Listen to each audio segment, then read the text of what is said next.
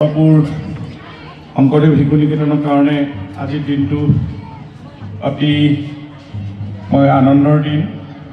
তাতে আমি গৌৰৱ উজ্জ্বল ৰূপালী জয়ন্তী।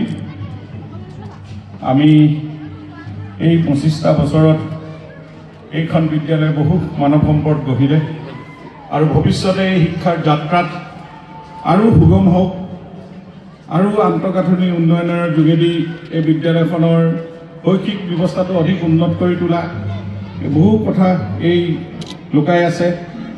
আমি যেহেতু বিদ্যা ভাৰতীৰ আণ্ডাৰত শংকৰদেৱ শিশু নিকেতনসকলে অসমত এটা সুশিক্ষা প্ৰদান কৰি বহুখিনি অসমৰ কাৰণে ভাল সম্পদ গঢ়ি তুলিছে। ৰাষ্ট্ৰবাদী শিক্ষানীতি, দেশপ্ৰেম, ৰাষ্ট্ৰপ্ৰেম এই বিদ্যালয়ত লুকাই থাকে। আমাৰ পৰম্পৰাগত শিক্ষা, ভাৰতীয় মূলৰ শিক্ষা, যিখিনি শিক্ষা আজিৰ তাৰিখত আমাৰ ছাত্ৰ ছাত্ৰীসকলৰ কাৰণে অতি প্ৰয়োজন। এই শিক্ষাৰেহে প্ৰকৃত শিক্ষা আৰু এই শিক্ষাৰ জৰিয়তেহে আমি প্ৰকৃত মানুহ হ'ব পাৰিম। আজি এই ধাৰণাটো অসমৰ সকলো শ্ৰেণীৰ ৰাইজে মানি লৈছে আৰু তাৰ কাৰণে আজি এই বিদ্যালয়সমূহত যথেষ্ট সংখ্যক ছাত্ৰৰ বৃদ্ধি হৈছে আৰু ভাল শিক্ষাৰে অকল কম পৰিমাণৰ পাৰিশ্ৰমিকলৈ এনেধৰণৰ শিক্ষানুষ্ঠানে বহুখিনি অসমৰ শৈক্ষিক ব্যৱস্থালৈ আমূল পৰিৱৰ্তন আনিছে আৰু আমি এই মথুৰাপুৰ শংকৰদেৱ শিশু নিকেতনৰ এই যাত্ৰা অব্যাহত থাকক। আৰু আমি আজি এই শুভ মুহূৰ্তত আমি শিক্ষাগুৰুসকল, অভিভাৱকসকল, ছাত্ৰ ছাত্ৰীসকল আটাইলৈকে শুভেচ্ছা জনালোঁ। আৰু আজি যিটো আন্তঃগাঁথনি আনটাইড ফাণ্ডৰ আমি 30 লাখ টকাৰে এটি আন্তঃগাঁথনি বিদ্যালয় গৃহ আমি নিৰ্মাণ কৰি উলিয়াম।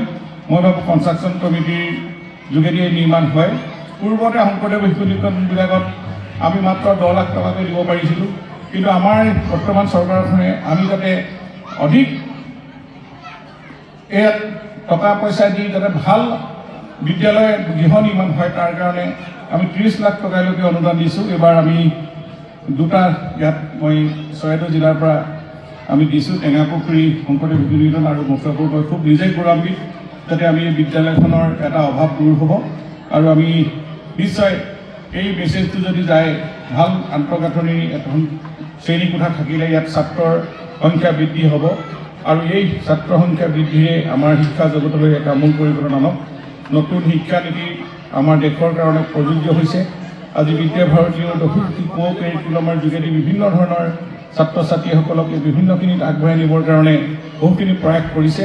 মই ভাবোঁ আমি সমসাময়িক শিক্ষা জগতৰ লগত প্ৰকৃত মানুহ গঢ়ি এটা যথেষ্ট আমি ইয়াত এই বিদ্যালয়খনে বহুখিনি এই অঞ্চলটোত আগবঢ়াই লৈ গৈছে।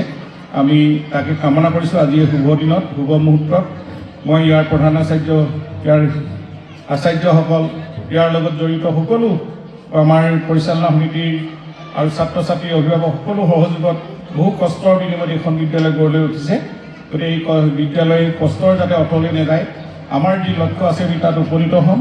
এই কামনাৰে আজি শুভ মুহূৰ্তত আমি যি ফলক উন্মোচন কৰিছোঁ, অৰ্থাৎ কামৰ শুভাৰম্ভ কৰিছোঁ, তাৰ কাৰণে উপস্থিত থকা আটাইলৈকে মই আন্তৰিক অভিনন্দন, শুভেচ্ছা, ধন্যবাদ সকলো জ্ঞাপন কৰি মই এই কাৰ্যসূচীটো সমাপন কৰা হৈছে বুলি ঘোষণা কৰিছোঁ। ধন্যবাদ।